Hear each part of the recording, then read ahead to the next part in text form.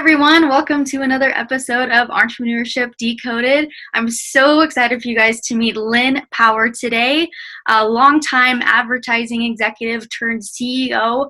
She now owns her own company called Masami. Yep.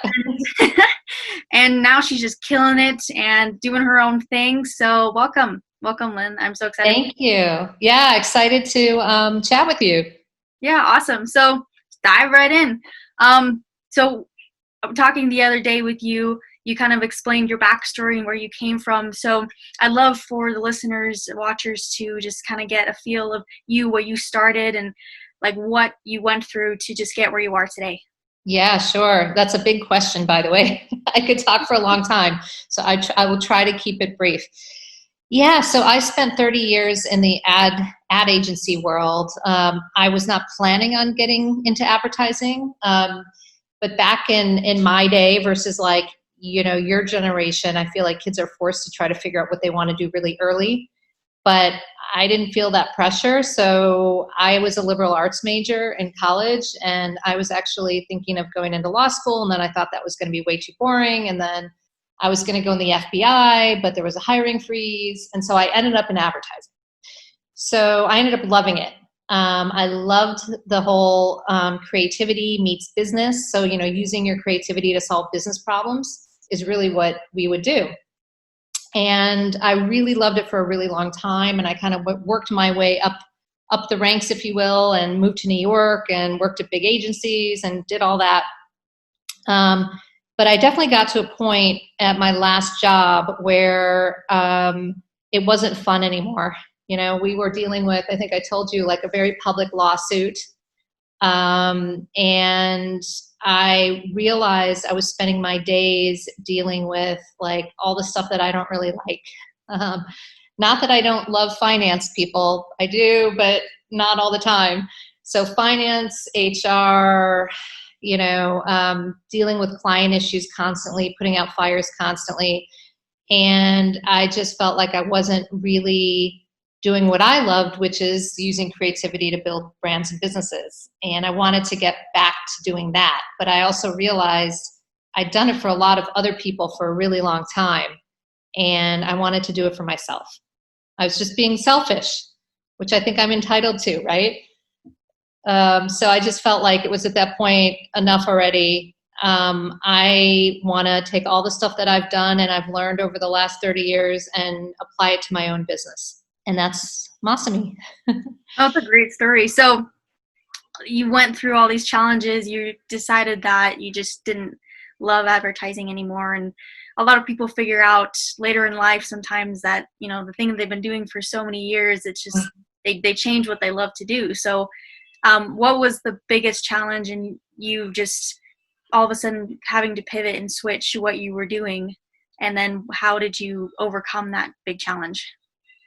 I would say going from a corporate type job to an entrepreneurial type job is definitely a big shift.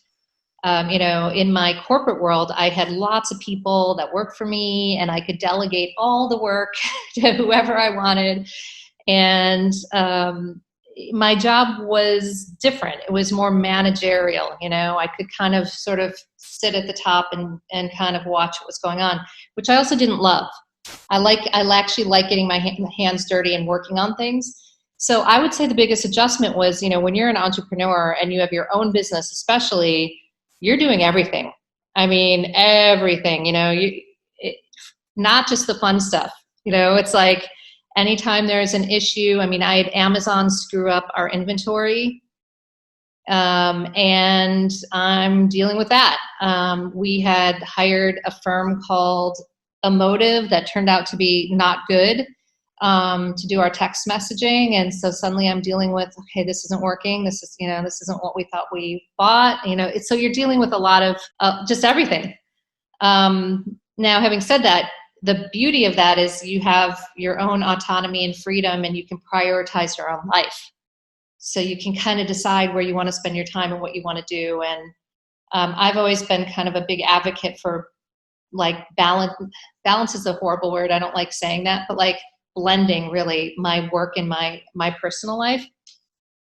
And one of the benefits of doing your own thing is you get to decide who you want to work with. So, I get to pick all my favorite, smartest, genius people and build a little team. And it's all people that I, like and respect and I want to hang out with. And that's super fun because, then you feel like you're doing something with friends. It's not even just like, you're doing it on your own.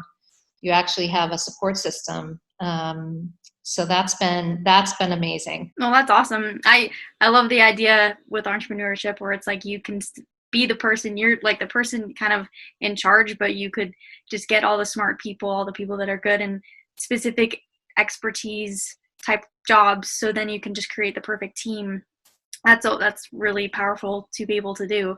And I understand the hats and having to just do literally everything when you first start out. So yeah, you first started out like in your new business, Mamai. And so where did that whole idea come from? How did you get into that industry and how did that whole process start? Yeah, so I worked on tons of different brands and categories when I worked in advertising, and that's one of the awesome things about advertising. If you're somebody who's curious and you like to learn about just different things, random things. I mean, I worked on chicken fingers, I worked on liquor, I worked on American Express, I worked on Pizza Hut. You work on all these different businesses. So one of the businesses that I kept coming back to over and over in my career was beauty. So I worked on Gillette Venus on that big global launch, which was really fun. And then I worked on L'Oreal, not as fun, but interesting. And then I worked on brands like Nexus, which I don't know if you know that hair care brand, Noxema, St. Ives, some of these kind of brands that are dusty but still around. And I kind of found myself, like I said, keep going back to these beauty brands. And it's just always been something I just love. I love myself just experimenting. I'm not a big makeup person, as you can tell, but I am big into skincare and love playing around with, all the new products that are on the market. So I ended up meeting my partner through my husband, actually. And I was doing some consulting, and he had worked on these formulations for a really long time. Kind of by himself. He is a little crazy in a good way. He's, just one of these people that just had this passion and couldn't not do it. Like he just had to do it. He had to work on these formulations, and it took him almost 10 years. No one knew he was doing it. No one that he worked with had any idea. He found a chemist on his own and was working with this chemist and basically spent all of his extra money on making these formulas. So think about that commitment. I think most people I know would get tired after a year or two and be like, enough already, right? But he wanted the products to be super high performing, but non-toxic. So take out all the bad stuff, which we all kind of know now. Sulfates, parabens, phthalates are pretty much known to be bad for you. But a lot of times when brands take that stuff out, those are the chemicals that usually give you the performance. The products don't always perform very well. So he was like, no, I want the products to be super high performing. We have this Japanese ocean botanical that creates all this hydration. So it took a long time to figure out just how to make the formulations work. You know what I mean? So when I met him, he was probably about 80% there, but, and he had done all the hard work, but he didn't have a brand name. He didn't have, the packaging or the strategy or the go-to-market plan or any of that. So that's all my expertise. So we actually make an awesome team because he is like this mad scientist, almost like an innovation R&D guy who's already working on the next products for us. And I'm like the business person. I'm like the pragmatic realist, making it come to life. So it works. You kind of need, I think, a yin and a yang, when you're having a business. I don't know if you have business partners. Do you? We didn't talk about that. Do you have business partners? Is it just you? Yeah, no, it's just me right now. I kind of, that's what I'm trying to work on as well for just my business as it's growing, just finding people that I like and could work with, but also have the same passion and drive and motivation to create a brand and a company that will sustain itself, and then it's just something we're all passionate about. So that's something I'm looking for, but I think that's awesome that you found that. Well, it's also really hard, I can say this from experience, to find someone who, if you think of a Venn diagram, you guys kind of have a slice that overlaps, but there's big chunks where you have your own capabilities. And that is the best scenario, because then you're not stepping on each other's toes. You know, people's feelings aren't getting hurt if one person's, oh, I'm doing this meeting. Well, why am I not in that meeting? You know, there are a lot of potential landmines with partnerships, and egos and drama and things like that. So if you can find someone whose skill set just really complements yours, a lot of those issues go away. You just don't have to worry so much about that stuff. So, and then you focus on the business, which is what we're here for, right? The most important part. Yeah. Yeah. So that's great. I love that you talked about your partnership, and you just have a great relationship with your partner, hopefully, and you're be able to grow the business. That's really cool. With all of that and everything that you've learned, what are you doing right now with your business, and then other things that you may be doing? So what's your life kind of looking like nowadays? My life's crazy nowadays, for many reasons. I mean, we're all dealing with, you know, COVID and all that.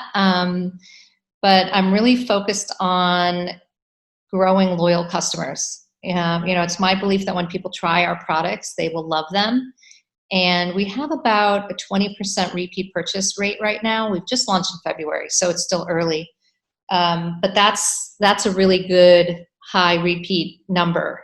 And so, you know, my strategy is, you know, get the product in as many people's hands and in their hair as possible, and then grow from there. You know, it's almost like a grassroots type approach. I mean, we also don't have a lot of money because we're, you know, bootstrapped and funding ourselves, and we don't have an investor per se. So, you know, when you have to think about it that way, you just have to be super scrappy, you know, and you just have to like figure out things to do to, you know, get some exposure, hence podcasts.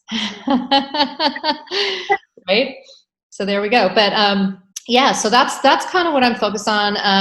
I'm really just kind of like every day taking it a day at a time, because this year so far, who would have, I mean, it's just the things that have happened, right? You just go like, what?